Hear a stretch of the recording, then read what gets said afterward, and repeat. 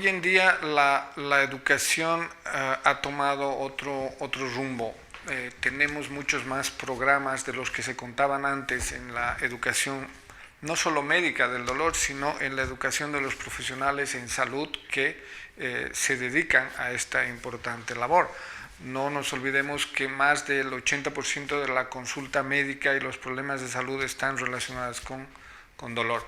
Entonces, en Latinoamérica se ha avanzado, considero, a pasos muy grandes en cuanto a la educación de los profesionales en salud dedicados al alivio del dolor. En Latinoamérica tenemos varias alternativas. Tenemos una organización matriz que es la IASP, la Asociación Internacional para el Estudio y el Tratamiento del Dolor, y de esta asociación internacional tenemos capítulos en todo el mundo. Cada capítulo en su país tiene un programa educacional que sigue una estructura base de esta organización internacional y otras organizaciones a nivel mundial que están dedicadas o trabajan a este capítulo de la medicina. Entonces, desde ese punto de vista, hay, por ejemplo, convenios educativos en el marco de capacitación, especialización, actualización, entrenamiento en medicina del dolor. De manera general podemos dividir en la parte clínica de la medicina del dolor y la parte quirúrgica o mínimamente quirúrgica de la medicina del dolor, que son dos aspectos que en los últimos años han tomado mucha relevancia. Entonces, los objetivos son claros, es el de educar, el de actualizar, el de promover, el de incentivar todas las opciones que tenemos hoy en día para trabajar de la mejor manera posible en los enfermos que sufren sobre todo dolor crónico. En esta parte dividimos el dolor agudo del crónico, sin embargo el dolor crónico es el más frecuente y el que más demerita la calidad de vida de nuestros pacientes, de nuestros enfermos.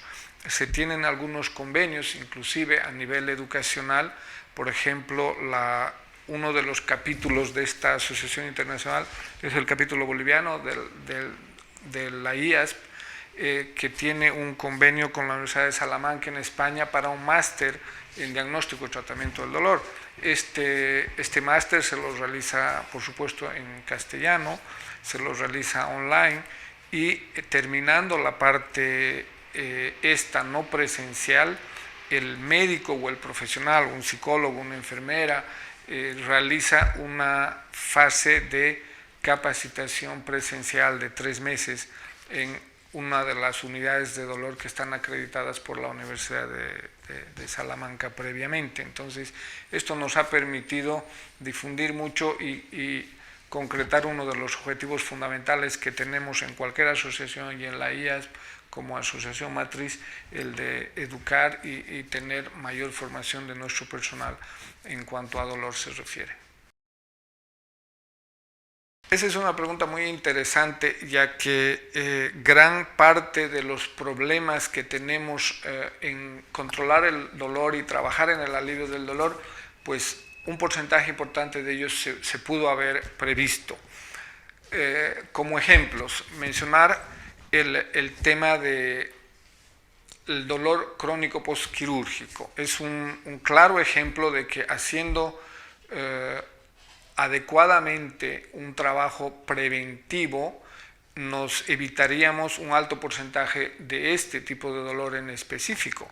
Ahora, de manera general, pues por supuesto, en temas de columna, por ejemplo, la higiene postural es fundamental, el saber sentarse, el saber, hay una alta prevalencia de problemas de columna en oficinistas por la posición en la que se sientan o por estar muy agachados o porque la altura del monitor de la computadora está muy alta o muy baja, crean problemas de dolor de espalda baja, por ejemplo.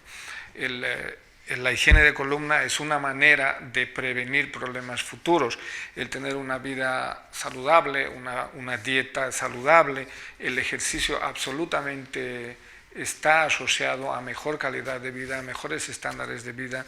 La obesidad está relacionada a varios problemas de salud y entre ellos, por supuesto, el dolor. El paciente con obesidad no solo tiene problemas cardiovasculares o de presión alta, etcétera, etcétera, tiene una sobrecarga para su eje de la columna vertebral, para las caderas, para las rodillas, entonces es un determinante que fácilmente podría prevenirse porque se sabe las consecuencias de este tipo de problema.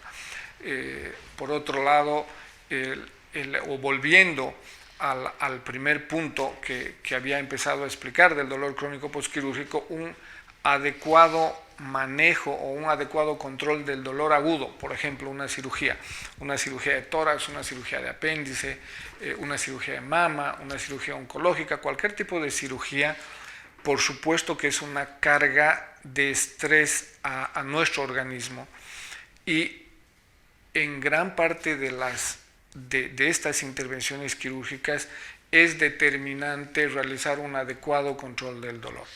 Si esta fase aguda, esta fase inicial, durante y después de la cirugía es adecuada o correctamente manejada, la presencia del dolor crónico es mucho más infrecuente.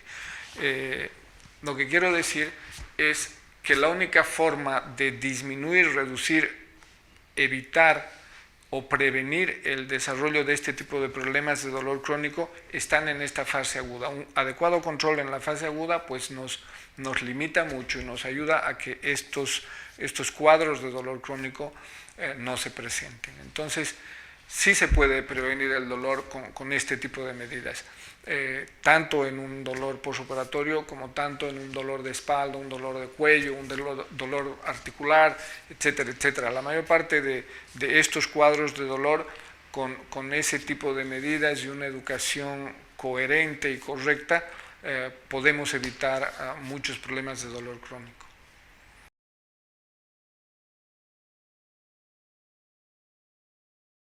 Hablando de Latinoamérica en especial, tenemos organizaciones así como la IAS que había mencionado a un comienzo. La FEDELAT es la Federación Latinoamericana de Asociaciones para el Estudio del Dolor. La ALMIT es la Academia Latinoamericana de Médicos Intervencionistas en Dolor. Hay organizaciones, además de los capítulos nacionales, hay organizaciones sudamericanas y latinoamericanas que están a cargo de potenciar este tipo de prioridad. En todo el mundo, pues la educación es fundamental, los programas actualizados, los programas estructurados, el incluir, por ejemplo, en estos últimos años en varios países se ha conseguido incluir en el pensum universitario la cátedra de dolor. En el posgrado, después de que el médico ha egresado, ha terminado su carrera, pues ya es más fácil hoy en día encontrar lugares donde puedan especializarse, donde puedan continuar sus estudios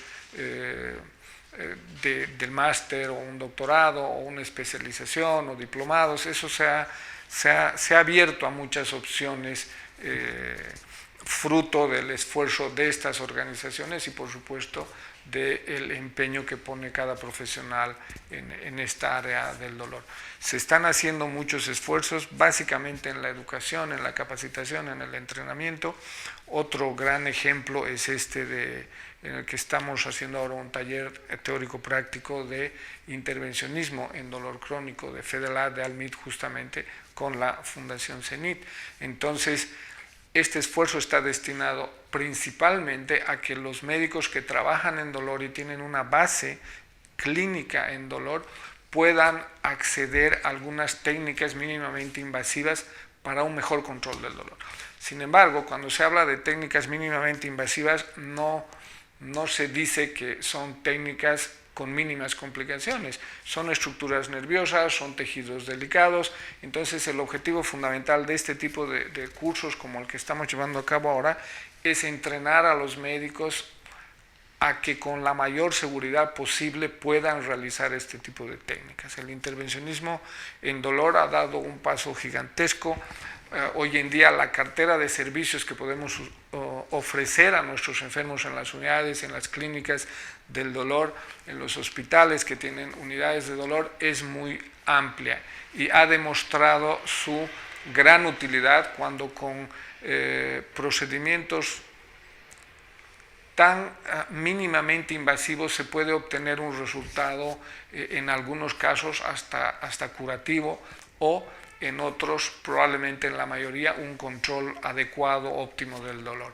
Entonces, sí se han hecho muchos esfuerzos en Latinoamérica, se está trabajando en eso y evidentemente una de nuestras prioridades es la educación, la capacitación, el entrenamiento de los médicos que trabajan en medicina del dolor.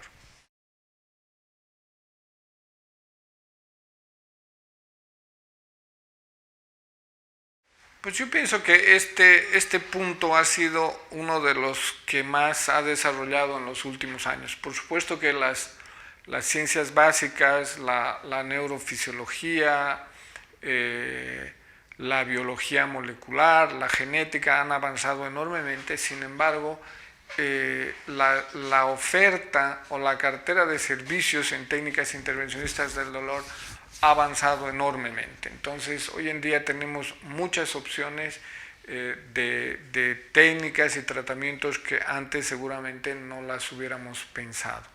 Entonces, ¿a qué se refiere este desarrollo de técnicas intervencionistas? A que cada día más está mucho más evidenciado el hecho de que nuestros tratamientos deben ser lo menos agresivos posibles.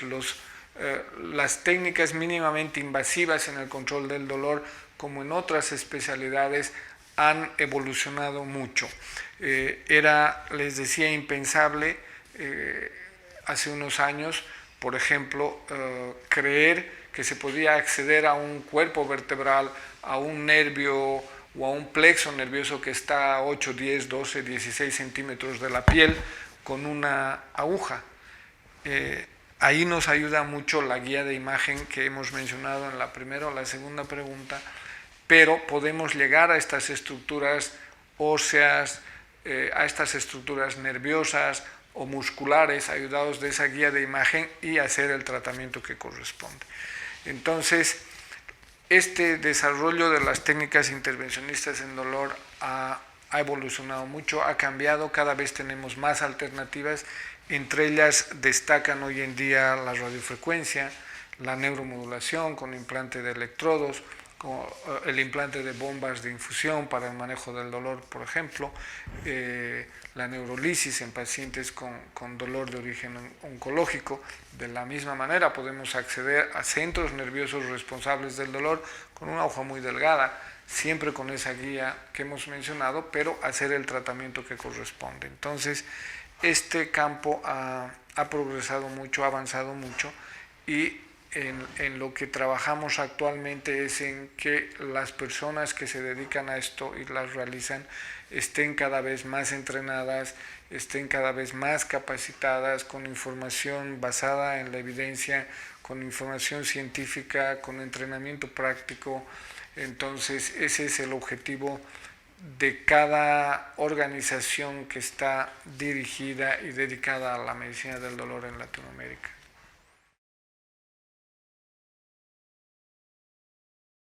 Okay, justamente estamos en medio de la realización de este cuarto curso de técnicas intervencionistas para el manejo del dolor crónico de FEDELAT. Consiste en mostrarles de una manera práctica a todos los participantes varios tipos de tratamiento del dolor. Probablemente lo más novedoso de estos últimos años es la cementación de huesos delicados débiles, ya sea por osteoporosis o por metástasis, acceder a estas estructuras óseas y inyectar a través de un trocar o una aguja pequeña el cemento para darle solidez, estabilidad y alivio del dolor a esas estructuras en el cuerpo. Esa es una modalidad de una de las mesas de trabajo del taller. Hay varias, hay como 7 u 8 que muestran de manera práctica cómo se hacen los procedimientos. Entonces es una de los pocos encuentros donde el alumno, el médico, el especialista tiene acceso a hacer ese tipo de tratamientos, pero al lado de su instructor o de su profesor en material cadavérico.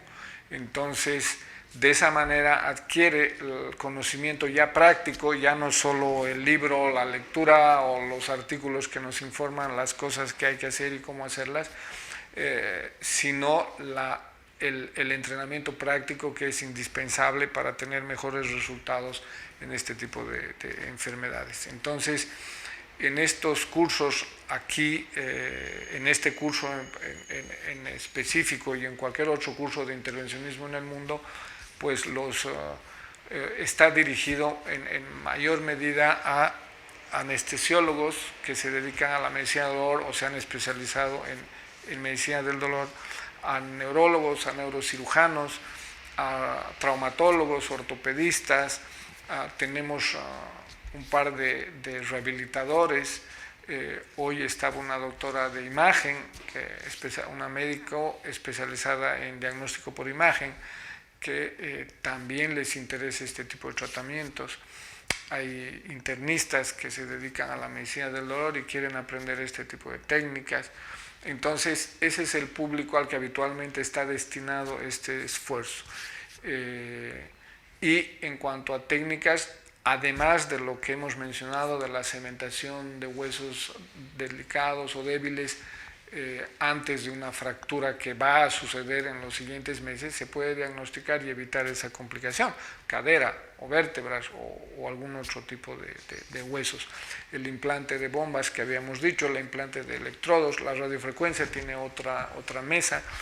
Y una inclusión que considero es muy importante en este tipo de talleres es la ecografía.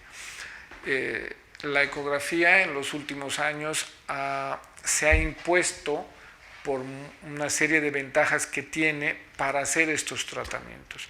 Y consiste básicamente en tener el entrenamiento suficiente con un ecógrafo y reconocer estructuras donde queremos llegar.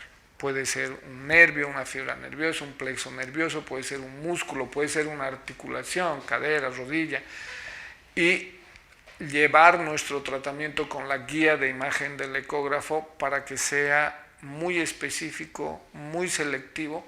Eso nos potencia enormemente el resultado de alivio, es muy efectivo y además nos permite, el momento de ingresar hasta donde queremos llegar, nos permite alejarnos de un vaso sanguíneo, por ejemplo, de una arteria o de una vena, y evitar un hematoma, un sangrado, o no tocar otras estructuras que no tenemos que tocar, por ejemplo, en el tórax la pleura, en el abdomen no necesitamos ingresar a peritoneo o a la misma cavidad abdominal, pero sí a algunas estructuras nerviosas que van a producir dolor crónico. Entonces, la inclusión de la ecografía en este tipo de talleres consideramos que es un gran avance porque nos apoya mucho en términos de efectividad, seguridad y una de nuestras prioridades, como habíamos hablado, es minimizar el riesgo para evitar la mayor parte de complicaciones posibles. En resumen, hacer una medicina, si bien intervencionista, pero lo más segura posible.